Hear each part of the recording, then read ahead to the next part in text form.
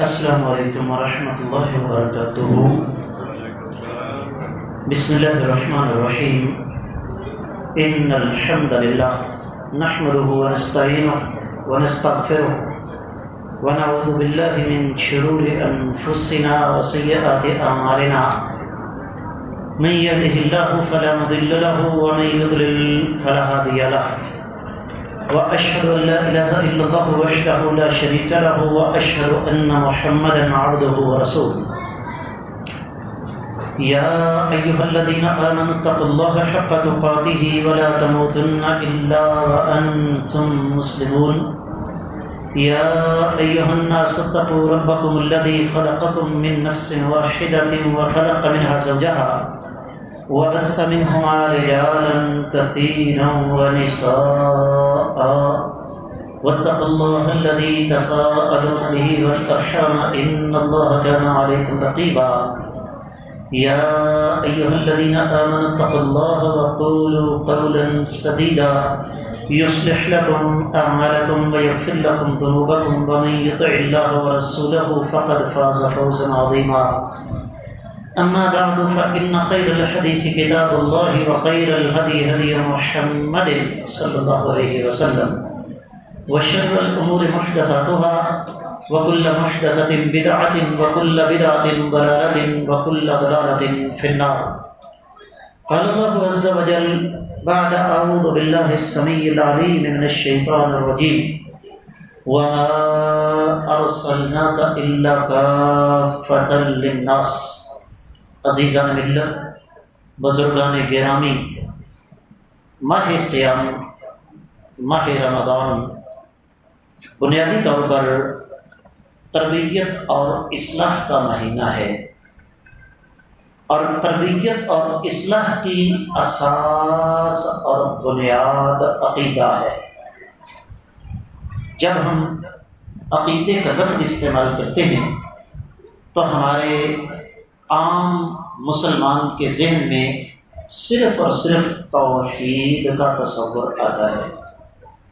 حقیقت بات یہ ہے کہ توحید عقیدے کی اساس اور بنیاد ضرور ہے، لیکن عقیدہ توحید کے علاوہ بھی کچھ ہے۔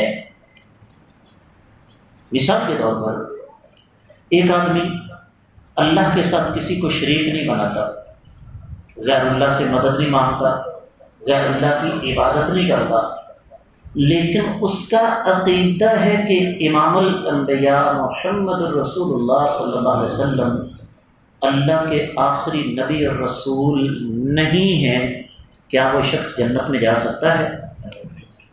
میرا آج کا موضوع عقیدے کے حوالے سے نبی رحمت صلی اللہ علیہ وسلم کی وہ خصوصیات جو سوائے آقا علیہ السلام کے اللہ نے کسی اور نبی کو بھی عطا نہیں فرمائی، عقیدے کا موضوع ہے۔ نقطوں کی شکل میں بات کروں گا۔ مجھے کہا گیا ہے کہ 40 منٹ سے زیادہ گفتگو لمبی نہ ہو، لیکن تھوڑی سی گنجائش چاہوں گا، اس لیے کہ جو کچھ لے کر آیا ہوں اختصار کے باوجود اگر 5-7 منٹ اوپر ہو گئے تو آپ لوگ برداشت کیجیے گا۔ میرے آقا علیہ الصلوۃ والسلام کی سب سے پہلی خوبی یہ ہے کہ رب کائنات نے آدم علیہ السلام سے لے کر عیسیٰ علیہ السلام تک تمام نبیوں کو پیدا کرنے سے پہلے ان سے یہ عہد لیا کہ میرے نبیوں، میرے رسولوں، تم میں سے کسی ایک کی موجودگی میں میرے پیارے نبی محمد رسول اللہ صلی اللہ علیہ وسلم آ جائیں، تمہاری نبوت ختم ہو جائے گی، تم نے اپنی نبوت سے استعفیٰ دے کے ریزائن کر کے میرے آخری نبی محمد صلی اللہ علیہ وسلم کا ساتھ دینا ہے۔ اور یہ اعزاز صرف آقا علیہ الصلوۃ والسلام کو ہے۔ جو بات میں نے آپ کی خدمت میں رکھی، ذرا آگے آ کے بیٹھیں، جو بات میں نے آپ کی خدمت میں رکھی اس کو اللہ تعالیٰ نے سورہ آل عمران کی 81ویں آیت مبارکہ میں بیان فرمایا۔ وَإِذْ أَخَذَ اللَّهُ مِيثَاقَ النَّبِيِّينَ لَمَا آتَيْتُكُم مِّن كِتَابٍ وَحِكْمَةٍ ثُمَّ جَاءَكُمْ رَسُولٌ مُّصَدِّقٌ لِّمَا مَعَكُمْ لَتُؤْمِنُنَّ بِهِ وَلَتَنصُرُنَّهُ قَالَ أَأَقْرَرْتُمْ وَأَخَذْتُمْ عَلَىٰ ذَٰلِكُمْ إِصْرِي قَالُوا أَقْرَرْنَا قَالَ فَاشْهَدُوا وَأَنَا مَعَكُم مِّنَ الشَّاهِدِينَ۔ تو یہ پہلی انفرادیت ہے امام الانبیاء محمد رسول اللہ صلی اللہ علیہ وآلہ وسلم کی۔ اس کے ساتھ احادیث بہت ساری ہیں، ایک حدیث سن لیجئے۔ آقا علیہ الصلوۃ والسلام نے فرمایا اللہ کی قسم اگر میری موجودگی میں موسیٰ علیہ الصلوۃ والسلام زندہ ہوتے، میری پیروی نہ کرتے، موسیٰ علیہ السلام کی بخشش بھی نہیں ہو سکتی۔ میرا اور آپ کا یہ عقیدہ ہے، ایمان ہے، قرب قیامت عیسیٰ علیہ الصلوۃ والسلام دنیا میں تشریف لائیں گے، لیکن نبی بن کر نہیں آئیں گے بلکہ آقا علیہ الصلوۃ والسلام کے امتی بن کر آئیں گے۔ دوسرا احساس جو رب کائنات نے صرف اور صرف آقا علیہ السلام کو عطا فرمایا، کسی اور کا مقدر نہیں ہے، وہ یہ کہ رب کائنات نے آقا علیہ الصلوۃ والسلام کو تمام انبیاء سے افضلیت دی ہے۔ نام نہیں لینا، حدیث میں واضح طور پر الفاظ ہیں، فرمایا یہ نہ کہو کہ میں یونس علیہ الصلوۃ والسلام سے افضل ہوں۔ کسی نبی کا نام لے کر ہم نہیں کہہ سکتے، لیکن مجموعی طور پر آقا علیہ الصلوۃ والسلام تمام انبیاء سے افضل ہیں۔ اس پر قرآن بھی گواہی دیتا ہے، احادیث بھی گواہی دیتی ہیں۔ اسی سورہ آل عمران کی 68ویں آیت مبارکہ ہے، ان اول الناس بابراہیم للذین اتبعوہ وہذا النبی والذین آمنوا واللہ ولی المؤمنین۔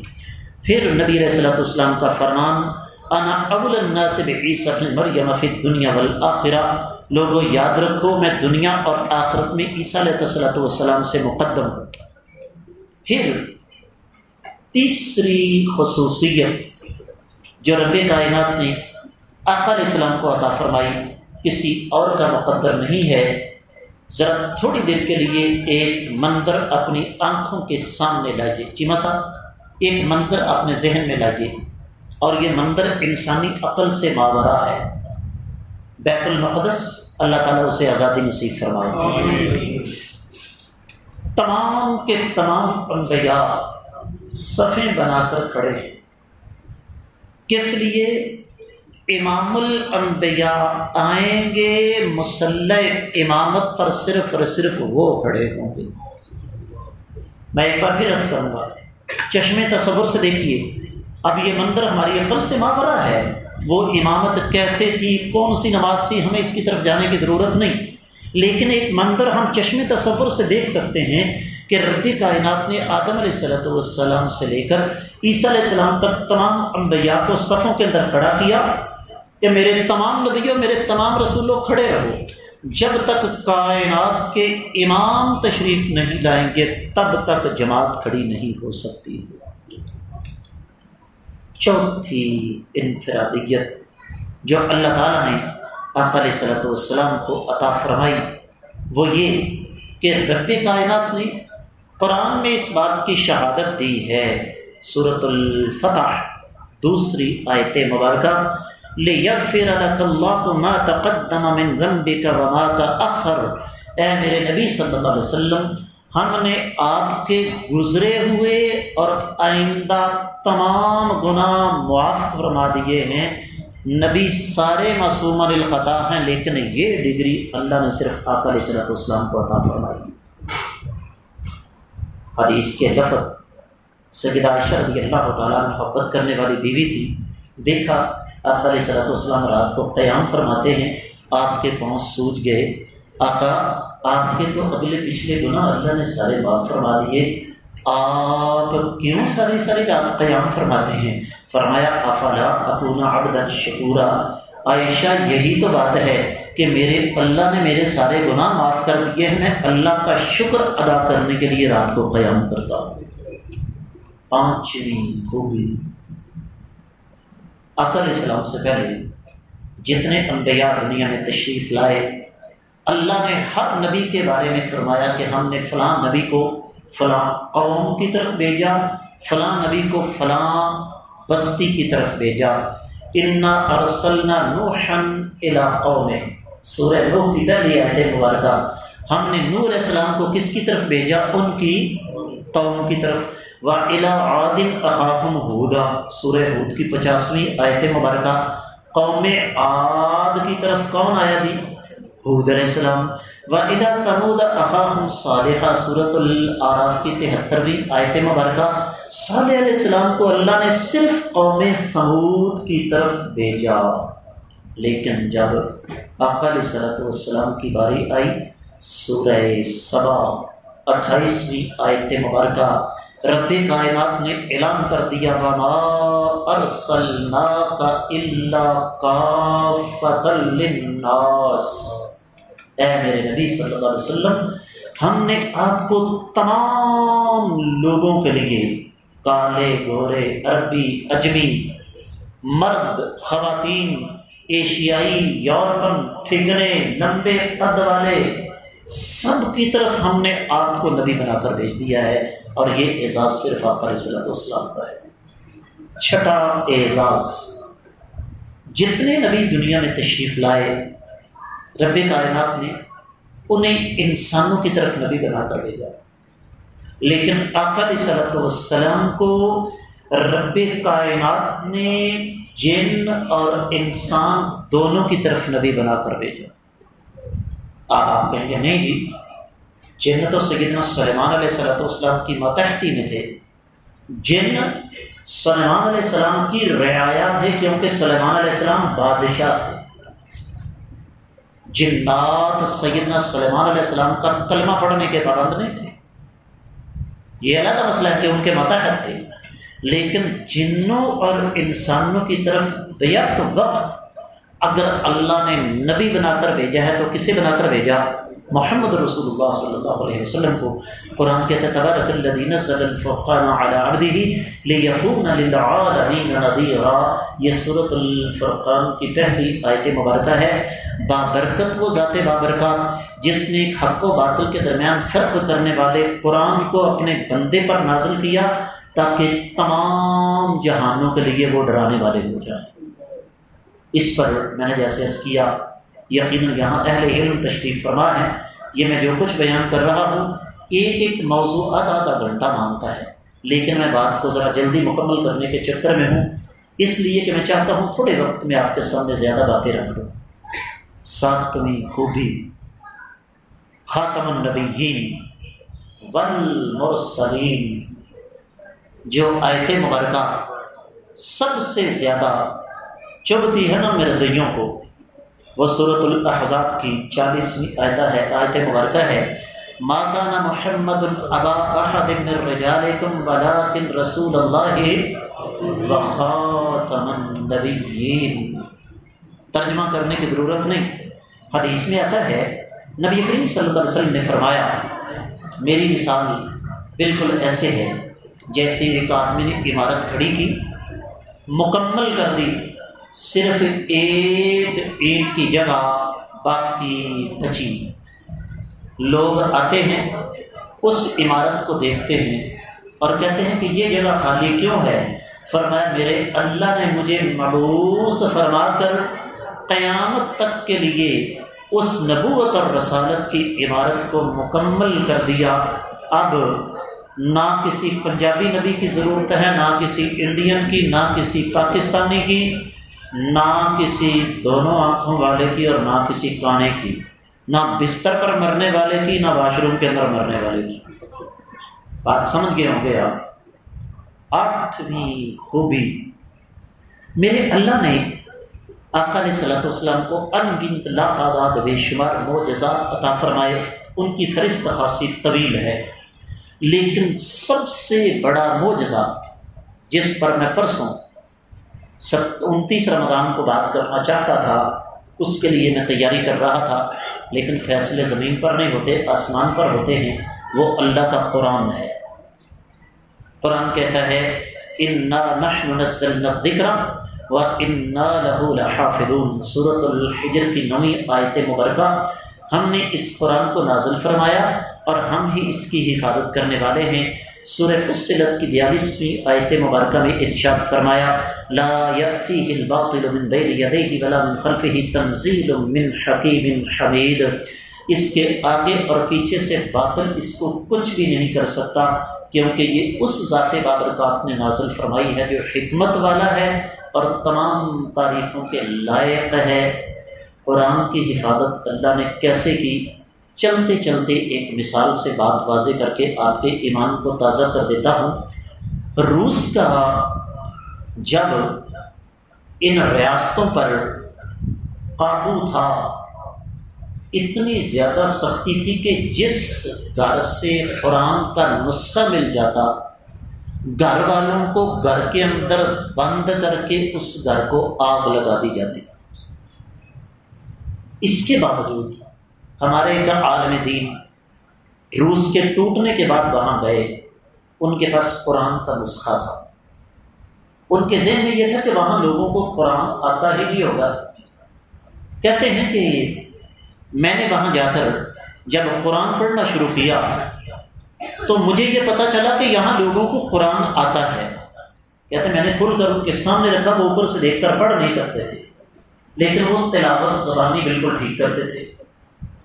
میں نے پوچھا تمہیں 70 سال تک روس کے پنجے استبداد میں رہتے ہوئے قرآن تم نے کیسے یاد کر لیا؟ کہنے لگے ہم نے ایک عجیب طریقہ اختیار کیا۔ پوچھنے والے نے پوچھا کیسے؟ کہنے لگے ہم نے جب ہمیں پتہ چلا نا کہ قرآن ہم سے چھینا جا رہا ہے، ہم نے اپنے خاندانوں میں قرآن مجید کی صورتوں کو تقسیم کر دیا۔ جو بڑا خاندان تھا اس کو سورۃ البقرہ دے دی، اور اس خاندان کے ایک ایک بچے کو مکمل سورۃ البقرہ یاد ہے، اوپر سے دیکھ کر نہیں وہ پڑھ سکتا۔ اور جو چھوٹے خاندان تھے ان کو ہم نے چھوٹی صورتیں دے دی۔ کہتے ہیں 70 سال کے اندر 3 نسلیں تو گزر جاتی ہیں نا آرام سے، بلکہ 4۔ کہتے ہیں نسل در نسل ہمارے خاندانوں کے پاس اس انداز سے قرآن سینوں کے اندر محفوظ ہے، آپ سن لیجئے ایک زبر زیر کی غلطی کوئی نہیں کرے گا۔ تو نبی علیہ الصلوۃ والسلام کا سب سے بڑا معجزہ اللہ کا قرآن جو کسی اور نبی کو نہیں مل سکا۔ آقا علیہ الصلوۃ والسلام کی 9ویں انفرادیت، میرے اللہ نے جب یہ پورا قرآن، پوری تورات، پوری انجیل، پوری زبور اٹھا لیجیے، کسی نبی کی زندگی کی قسم نہیں کھائی ہے۔ یہ انفرادیت کائنات کے امام صلی اللہ علیہ وسلم کی ہے۔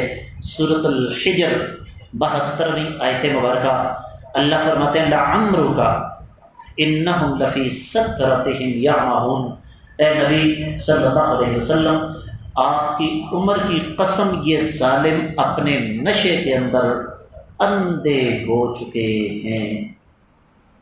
10ویں خوبی، سابقہ انبیاء، ایک ایک نبی کی داستان اٹھائیے، اللہ نے ان کو مخاطب کیا تو ان کا نام لیا، یا آدم، یا نوح، یا موسیٰ، یا عیسیٰ، یا زکریا۔ لیکن جب آقا علیہ السلام کی باری آئی، اللہ نے فرمایا میرے نبی سنت بدل جائے گی، طریقہ بدل جائے گا۔ پورے قرآن میں آپ کہیں بھی یا محمد کا لفظ نہیں دکھا سکتے صلی اللہ علیہ وسلم۔ چیلنج ہے، خود جا کر قرآن مجید کنگال لیجیے، حافظوں سے پوچھ لیجیے، پورے قرآن میں آپ کو کہیں بھی یا محمد کا لفظ نہیں ملے گا۔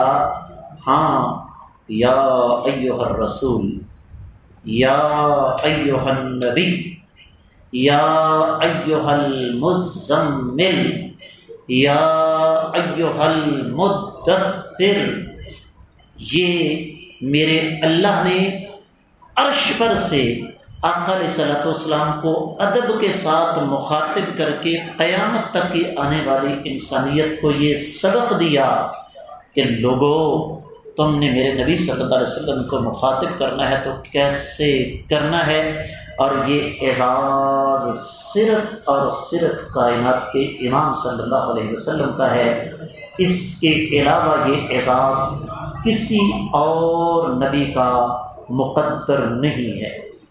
آقا علیہ الصلوۃ والسلام کی 11ویں خوبی، میرے اللہ نے آقا علیہ الصلوۃ والسلام کو جامع کلمات عطا فرمائے۔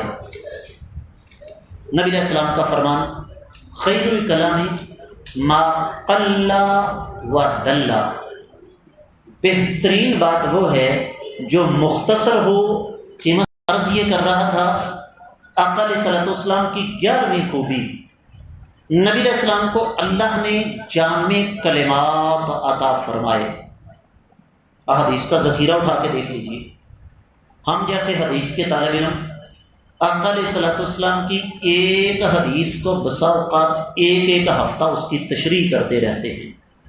نبی علیہ الصلوۃ والسلام کا فرمان ہے کہ میرے اللہ نے مجھے کچھ فضیلتیں عطا فرمائیں جو کسی اور نبی کو نہیں مل سکی۔ ان میں سے کیا ہے؟ اعطیت جوامع الکلم، میرے اللہ نے مجھے جامع کلمات عطا فرمائے۔ اور نبی علیہ الصلوۃ والسلام کی حدیث ہے، جس مسلمان نے 40 حدیثیں یاد کر کے سمجھ کر ان پر عمل کر لیا، رب کائنات اس کے سارے گناہ معاف فرما دے گی۔ چھوٹی چھوٹی 40 حدیثیں یاد کرنا کون سا مشکل کام ہے؟ 12ویں خوبی، میرے اللہ نے آقا علیہ الصلوۃ والسلام کو زمین کے خزانوں کی کنجیاں، چابیاں عطا فرمائیں۔ لیکن یہاں پر ایک رولا ہے چھوٹا سا، ایک اختلاف ہے۔ زمین کے خزانوں سے مراد کیا ہے؟ میں اور آپ اچھی طرح جانتے ہیں کہ میرے آقا علیہ الصلوۃ والسلام کی زندگی زیادہ تر فقر و فاقہ میں گزری۔ میری اور آپ کی ماں سیدہ عائشہ رضی اللہ تعالیٰ عنہ فرماتی ہیں 2 مہینے ہمارے گھر میں چولہا نہیں جلتا تھا۔ جس ہستی کے ہاتھ میں زمین کے خزانوں کی چابیاں ہیں، انہوں نے فقر و فاقہ کی زندگی کیسے بسر کی؟ سمجھنے والی بات ہے۔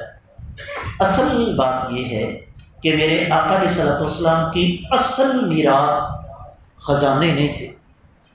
آپ نے زندگی میں آج تک کبھی کسی کروڑ پتی، ارب پتی، کھرب پتی کے کفن کو جیبیں دیکھی ہیں؟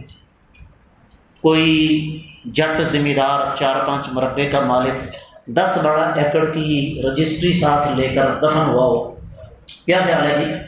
جس کے پاس کلو گرام کے حساب سے سونا تھا، کو 10-20-50 تولے سونا اس کے ساتھ دفن کر دیا گیا ہو؟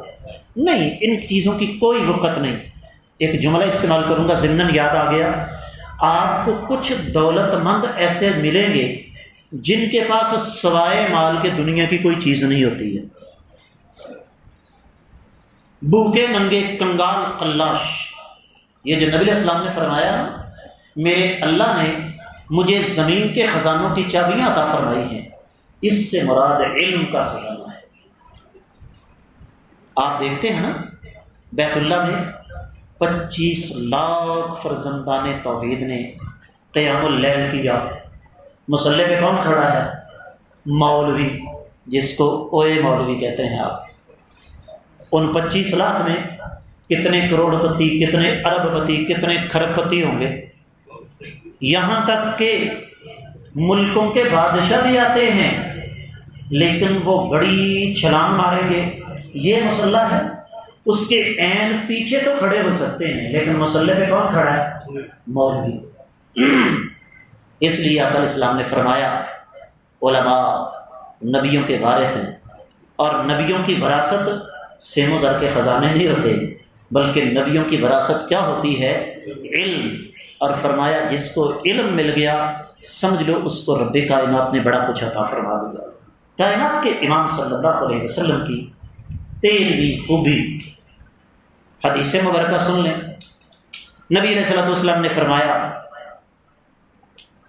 سیدنا عبداللہ بن عباس رضی اللہ تعالیٰ عنہ فرماتے ہیں، ایک دن آقا علیہ الصلوۃ والسلام کے پاس جبریل امین بیٹھے ہوئے تھے۔ اچانک آسمان سے ایک آواز آئی، آقا علیہ السلام نے فرمایا آسمان کا یہ دروازہ ابھی کھلا ہے اور یہ آج تک نہیں کھل سکا، پہلی مرتبہ کھلا ہے۔ وہاں سے ایک فرشتہ اترا ہے جو آج سے پہلے کبھی نہیں اترا۔ اس نے اتر کر سلام کیا ہے اور کہا ہے اے کائنات کے امام صلی اللہ علیہ وسلم، آپ کو 2 روشنیاں دی جا رہی ہیں جو آپ سے پہلے کسی نبی کو نہیں مل سکی۔ ان میں پہلی روشنی سورۃ الفاتحہ ہے، دوسری روشنی سورۃ البقرہ کی آخری 2 آیات مبارکات ہیں۔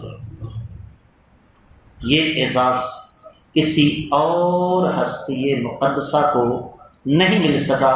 اس پر بھی بہت کچھ کہا جا سکتا ہے۔ 14ویں انفرادیت آقا علیہ الصلوۃ والسلام کی، میرے اللہ نے آقا علیہ السلام کو سورۃ الفاتحہ عطا فرمائی۔ حدیث کے لفظ ہیں، نبی علیہ الصلوۃ والسلام نے ارشاد فرمایا، سیدنا ابو سعید فرماتے ہیں اللہ کے رسول صلی اللہ علیہ وسلم نے ایک دن میرا ہاتھ پکڑا، بیٹے نبی علیہ الصلوۃ والسلام کے صحابی فرماتے ہیں کہ آقا علیہ السلام نے میرا ہاتھ پکڑا اور فرمایا میں تمہیں ایک ایسی سورہ مبارکہ بتاتا ہوں جو قرآن کی سب سے عظیم سورہ مبارکہ ہے، اور اس جیسی سورہ مبارکہ نہ تورات میں ہے، نہ انجیل میں ہے، نہ قرآن میں ہے۔ کون سی؟ سورۃ الفاتحہ۔ اور یہ کس کو ملی؟ صرف اور صرف کائنات کے امام صلی اللہ علیہ وآلہ وسلم کو۔ اس پر بھی بہت کچھ کہا جا سکتا ہے۔ پھر 15ویں خوبی، اللہ تعالیٰ نے آقا علیہ الصلوۃ والسلام کو مفصل عطا فرمائی۔ اب یہ قرآن کی اصطلاح ہے، مفصل کسے کہتے ہیں؟ امام ابن رجب حنبلی کا قول بعد میں نقل کروں گا، پہلے آقا علیہ الصلوۃ والسلام کی بات آپ کے سامنے رکھتا ہوں۔ حدیث مبارکہ فرمایا میرے اللہ نے تورات کی جگہ مجھے 7 سورہ مبارکہ عطا فرمائی، اور زبور کی جگہ مجھے وہ سورہ مبارکہ عطا فرمائی ہیں جن کی آیات مبارکہ 100 یا 100 سے زائد ہیں، اور میرے اللہ نے مجھے انجیل کی جگہ مثانی عطا فرمائی ہیں۔ اور یہ تو ہو گئے تورات انجیل زبور کی جگہ، فرمایا میرے اللہ نے مجھے مفصل سورہ مبارکہ عطا فرما کے فضیلت عطا فرمائی ہے۔ اور حافظ ابن حجر رحمۃ اللہ علیہ فرماتے ہیں کہ مفصل سے مراد سورۃ الحجرات سے لے کر قرآن کے آخر تک کی سورہ مبارکہ ہیں جن کے مفہوم کی ایک آیت بھی سابقہ کسی نبی کو نہیں مل سکی۔ 16ویں خوبی، اللہ کے رسول صلی اللہ علیہ وسلم کی حدیث صحیح بخاری مسلم میں فرمایا میرے اللہ نے مجھے کچھ چیزیں ایسی عطا فرمائی ہیں جو مجھ سے پہلے کسی نبی کا مقدر نہیں ہو سکی۔ ان میں سے ایک کیا ہے؟ فرمایا میں اپنے دشمن سے 1 مہینہ دور ہوتا ہوں تو میرا اللہ میرے دشمن کے دل میں میرا رعب پہلے ہی ڈال دیتا۔ اب آپ کہیں گے 1 مہینے سے کیا مراد ہے؟ میں سمجھاتا ہوں آپ کو۔ لاہور یہاں سے کتنی دیر کا سفر ہے؟ کیوں کہا 2 گھنٹے؟ سیدھی طرح کہیں 130 کلومیٹر۔ اس کا مطلب کیا ہوا کہ آج کے ترقی یافتہ دور میں بھی فاصلہ کلومیٹروں کے ساتھ تو ماپا جاتا ہے، ساتھ وقت کے ساتھ بھی ماپا جاتا ہے نا یہ مسئلہ کہ جی ہم نے یہاں سے ڈسکا جانا ہے، آپ کہیں گے اگر رش کا وقت ہوگا تو گھنٹہ لگے گا، اور اگر رش نہیں ہے تو آپ 45 منٹ میں پہنچ جائیں گے۔ تو نبی علیہ الصلوۃ والسلام کی یہ خوبی کہ 1 مہینہ دشمن سے دور، اور رب کائنات دشمن کے دل میں آقا علیہ الصلوۃ والسلام کا رعب اور دبدبا پہلے ہی ڈال دیتے تھے۔ اور یہ اعزاز کسی اور نبی کا مقدر نہیں ہے۔ 17ویں خوبی، اللہ تعالیٰ نے آقا علیہ الصلوۃ والسلام کے لیے زمین کے اندر 2 خوبیاں پیدا فرما دی۔ پہلی، سابقہ تمام امتیں، سابقہ تمام انبیاء وہ عبادت کرنے کے پابند تھے عبادت خانوں میں، لیکن آقا علیہ الصلوۃ والسلام اور آپ کی امت جہاں بھی نماز کا وقت ہو زمین پاک ہونا شرط ہے، وہیں نماز ادا فرما لیں۔ زمین کو اللہ نے سجدہ کا بنا دیا، ساری کی ساری زمین کو، اور یہ اعزاز کسی اور نبی کا مقدر نہیں ہے۔ اور طہور پانی نہ ملے تو کیا کرو بھائی؟ تیمم کر لو، اور یہ تیمم کا اعزاز بھی اللہ نے صرف اور صرف کسے عطا فرمایا؟ کائنات کے امام محمد رسول اللہ صلی اللہ علیہ وسلم اور آپ علیہ الصلوۃ والسلام کی امت کو۔ 18ویں خوبی، میرے اللہ نے آقا علیہ الصلوۃ والسلام کے لیے مال غنیمت حلال کر دیا۔ انبیاء کی جب ہم تاریخ پڑھتے ہیں، اول تو ہمیں کوئی خاص مارکہ آرائی جہاد و قتال ملتا نہیں، اور اگر کوئی ایسا سلسلہ ہے تو کیا ہوتا تھا کہ دشمن سے لڑائی ہوتی، دشمن کا مال چھینا جاتا، لیکن اسے ہاتھ لگانے کی اجازت نہیں تھی۔ آسمانوں سے آگ آتی، اس مال کو جلا کر راکھ کر دیتی۔ یہ اس بات کا ثبوت تھا کہ تمہارا جہاد اللہ والو اللہ کے ہاں قابل قبول ہے۔ جب آقا علیہ السلام کی باری آئی تو فرمایا جعل رزقی تحت ظل رمحی، میرے اللہ نے میرا رزق میرے نیزے کی نوک کے نیچے رکھ دیا ہے۔ فرمایا احلت لی المغانم، میرے اللہ نے میرے لیے مال غنیمت حلال کر دیا ہے۔ یہ اعزاز صرف اور صرف کائنات کے امام صلی اللہ علیہ وسلم کے پاس ہے۔ اس کی مثالیں بہت ساری دے سکتا ہوں، لیکن اختصار کے پیش نظر بات کو آگے لے کر چلتے ہیں۔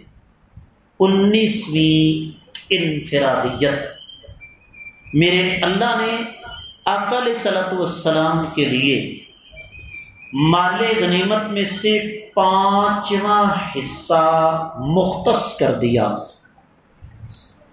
جنگ ہو، جہاد ہو، قتال ہو، دشمن کے ساتھ مقابلہ ہو، جتنا مال آئے گا اس کے 5 حصے کیے جائیں گے، اور 5واں حصہ کس کو ملے گا؟ نبی رحمت صلی اللہ علیہ وسلم۔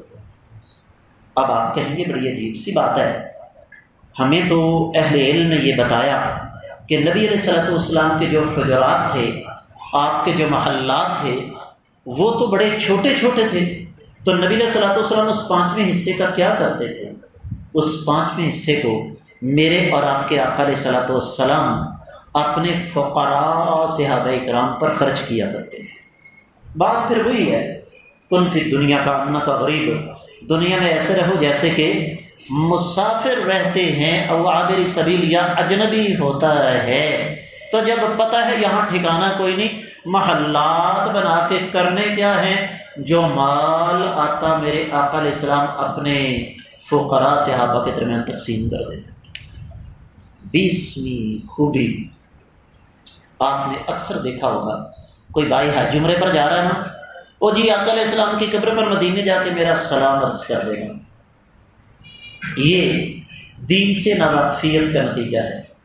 نبی علیہ الصلوۃ والسلام نے ارشاد فرمایا صلو علی فإن صلاتکم تبلغنی حیث کنتم، مجھ پر درود پڑھا کرو، کوئی درود پڑھنے والا جہاں سے بھی مجھ پر درود پڑھے گا وہ مجھ تک پہنچا دیا جائے گا۔ اور ایک حدیث میں اس کی مزید وضاحت ہے، فرمایا ان للہ ملائکۃ سیاحین فی الارض یبلغونی من امتی السلام، میرے اللہ نے کچھ فرشتے مقرر کر رکھے ہیں جو اللہ کی زمین پر گھومتے پھرتے رہتے ہیں، جو میرا امتی جہاں بھی مجھ پر درود پڑھتا ہے فرشتے وہ مجھ تک پہنچا دیتے ہیں۔ 21ویں انفرادیت، میرے اللہ نے آقا علیہ الصلوۃ والسلام کے گھر اور منبر کے درمیان جنت کے باغات میں سے ایک باغ رکھا ہے۔ ایک بار پھر عرض کر دوں، آدم علیہ الصلوۃ والسلام سے لے کر عیسیٰ علیہ الصلوۃ والسلام تک تمام انبیاء ہمارے سر کا تاج، بلکہ وہ نہیں، ان کے جوتے ہمارے سر کا تاج، ان کے پاؤں کی خاک میری اور آپ کی آنکھوں کا سرما۔ تھوڑی دیر کے لیے میں موضوع سے ہٹنا چاہوں گا. میں یہ سمجھتا ہوں کہ وہ مسلمان سچا مسلمان ہے جس کے دل میں یہ تمنا نہیں کہ یا اللہ میں ذرا دیکھنا چاہتا ہوں کہ وہ ہستی جو آپ کو راضی کرنے کے لیے اپنے بیٹے کو ذبح کرنے کے لیے تیار ہو گئی، سیدنا ابراہیم علیہ السلام وہ کیسے تھے؟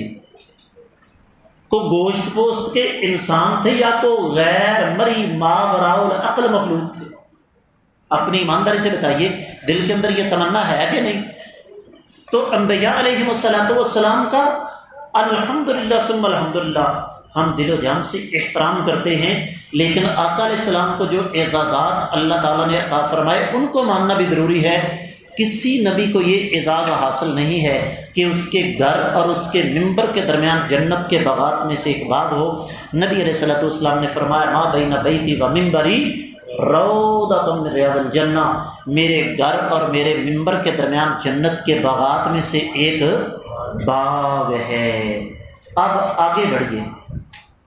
22ویں خوبی، جتنے بھی انبیاء تشریف لائے ان سب نے اپنی اپنی قوموں کو دجال سے خبردار ضرور کیا، لیکن نبی علیہ السلام کا یہ اعزاز ہے کہ آقا علیہ السلام نے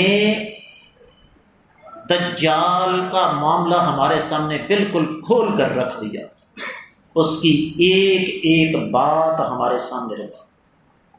آپ کو تورات میں، انجیل میں، زبور میں، عیسائیوں کے ہاں، یہودیوں کے ہاں پتہ نہیں دجال کا تصور ملے کہ نہ ملے، کیونکہ انہوں نے اپنی کتابیں تبدیل کر دی، لیکن آپ علیہ السلام نے پوری وضاحت کے ساتھ بیان کیا کہ دجال کانا ہوگا، اور پھر مزید تفصیلات بتائیں.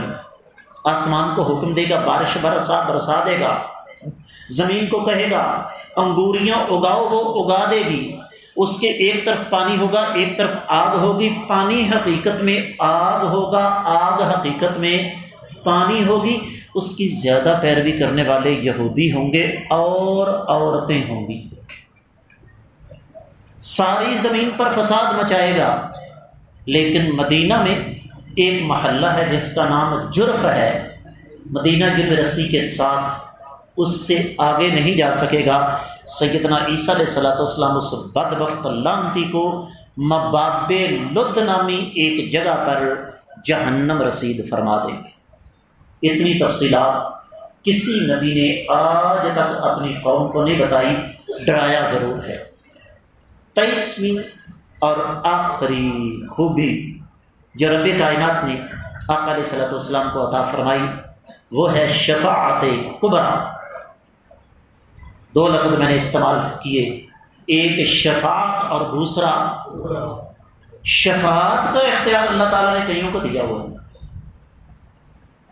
نابالغ بچہ اپنے والدین کی شفاعت کرے گا، حافظ قرآن اپنے والدین کی شفاعت کرے گا، شہید شفاعت کرے گا، ہے نا یہ مسئلہ.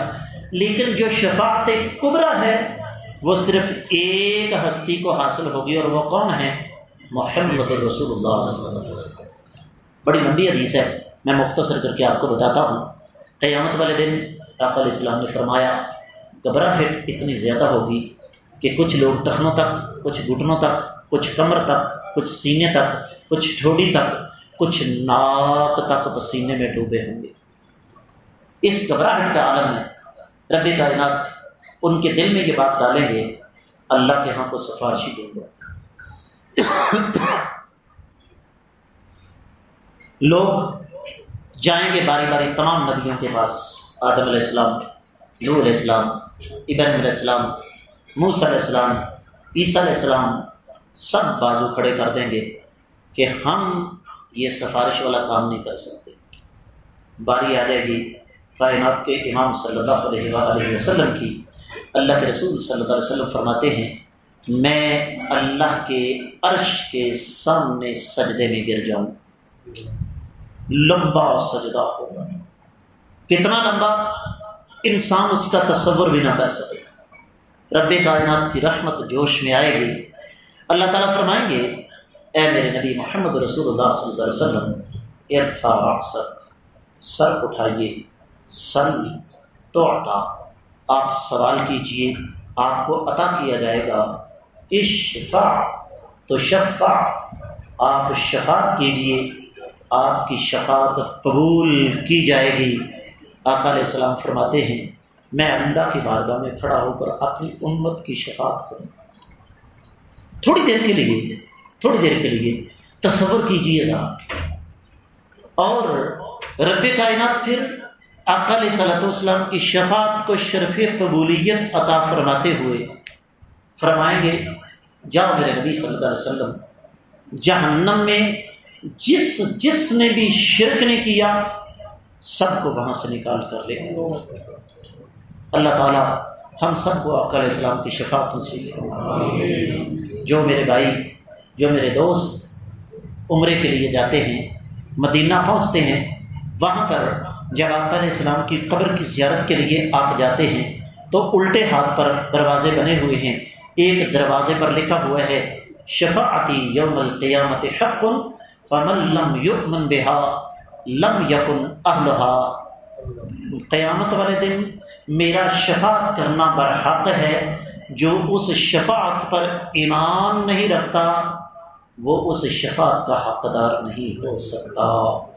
یہ 23 خوبیاں جو بڑی محنت کے ساتھ مختلف کتابوں سے تلاش کر کے میں نے آپ کی خدمت میں رکھی ہیں، یہ آپ کے سامنے رکھنے کا مقصد کیا ہے؟